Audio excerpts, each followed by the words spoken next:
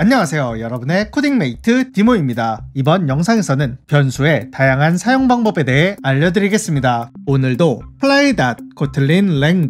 org에서 따라해보세요. 우리는 코틀린 강좌 2화에서 var과 val을 사용하여 기초적인 변수의 선언을 알아봤었죠. 이제 변수에 대한 몇 가지 주의해야 할 내용과 좀 더 다른 방법으로 사용하는 것을 알려드리겠습니다. var은 한 번 할당한 객체가 있더라도 다른 객체로 변경하여 할당할 수 있으며, val은 한 번 객체를 할당하면 다시 할당된 객체를 변경할 수는 없다는 점 기억나시죠? 하지만 주의할 점이 있는데요. val은 할당된 객체를 바꿀 수 없을 뿐이지 객체 내부의 속성을 변경할 수 없는 것은 아니라는 점을 기억하셔야 합니다. 그런데 절대 변경이 불가능한 것도 있는데요. 바로 상수라는 것입니다. 상수는 컴파일 시점에 결정되어 절대 바꿀 수 없는 값인데요. 선언은 val 앞에 const를 붙여 만들게 됩니다. 상수로 선언될 수 있는 값은 기본 자료형만 가능하며 런타임에 생성될 수 있는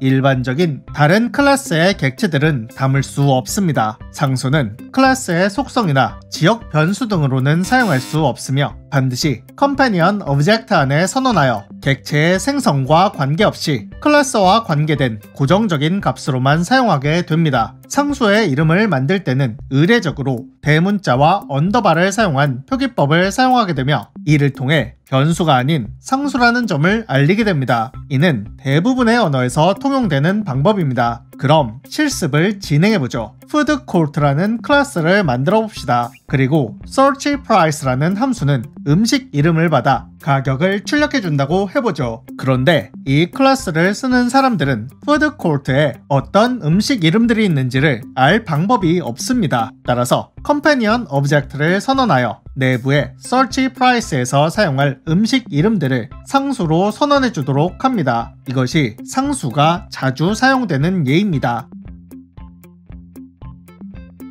그리고 searchprice 안에서는 when을 사용하여 상수로 정의된 각각의 음식에 맞는 price를 변수에 반환받아 봅시다.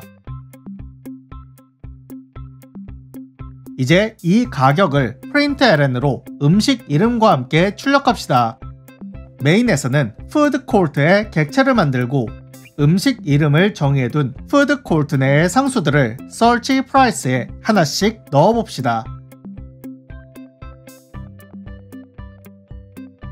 실행해보시면 각각의 상수에 따라 음식 가격을 안내하는 것을 보실 수 있습니다. 이렇게 보시면 기능적으로는 굳이 왜 변수를 사용하지 않고 상수를 별도로 사용하는지 궁금하지 않으신가요? 이는 변수의 경우 런타임 시 객체를 생성하는데 시간이 더 소요되어 성능에 하락이 있기 때문입니다. 따라서 늘 고정적으로 사용할 값은 상수를 통해 객체의 생성 없이 메모리에 값을 고정하여 사용함으로써 성능을 향상시킬 수 있다는 장점이 있습니다. 다음은 늦은 초기화를 알려드리겠습니다. 코틀린에서는 변수를 선언할 때 객체를 바로 할당하지 않는 경우에는 기본적으로 컴파일이 되지 않는데요. 경우에 따라서는 변수에 객체를 할당하는 것을 선언과 동시에 할 수 없을 때도 있습니다. 이럴 때는 var 앞에 late init을 사용하여 일단 변수만 선언하고 초기값의 할당은 나중에 할 수 있도록 하는 키워드입니다. late init으로 지정한 var 변수는 초기값을 할당하기 전에는 변수를 사용할 수 없다는 제한이 있으며 기본 자료형에는 사용할 수 없음을 기억하세요. 또한 late init 변수에 초기화를 하였는지 여부를 확인할 때는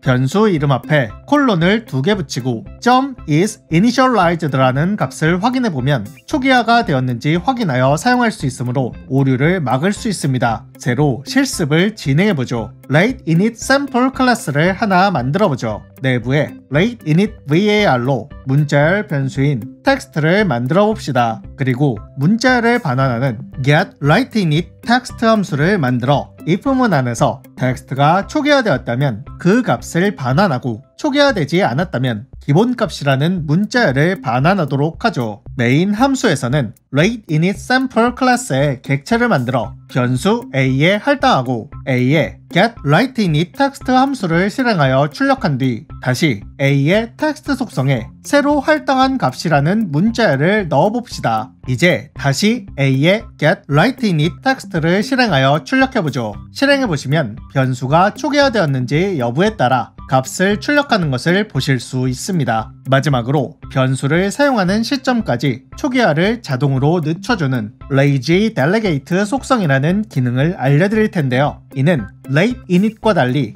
var 변수에 by라는 키워드를 사용하여 lazy라는 람다 함수 형태의 초기화 함수를 사용하는 형태로 코드에서는 선언시 즉시 객체를 생성 및 할당하여 변수를 초기화하는 형태를 갖고 있지만 실제 실행 시에는 var 변수를 사용하는 시점에 초기화 과정을 진행함으로써 코드의 실행 시간을 최적화할 수 있는 코드입니다. 참고로 람다 함수로 초기화가 진행되므로 함수 안에 여러 개의 구문이 들어갈 수 있으며 맨 마지막 구문의 결과가 변수의 할당됨을 알아두세요. 다시 실습을 진행해봅시다. var로 number라는 인티저 변수를 만들고 myLazy 뒤에 람다 함수를 만들어보죠. 초기화를 진행하는 시점을 확인하기 위해 println으로 초기화를 합니다 라고 출력하고 다음 줄에 7이라는 값을 적어 넘버에 7을 초기값으로 넣어보죠. 이제 코드를 시작합니다 라고 출력하고 다음 줄에 넘버를 출력해봅시다. 그리고 또 다시 넘버를 출력해보죠. 실행해보시면 코드를 시작한 뒤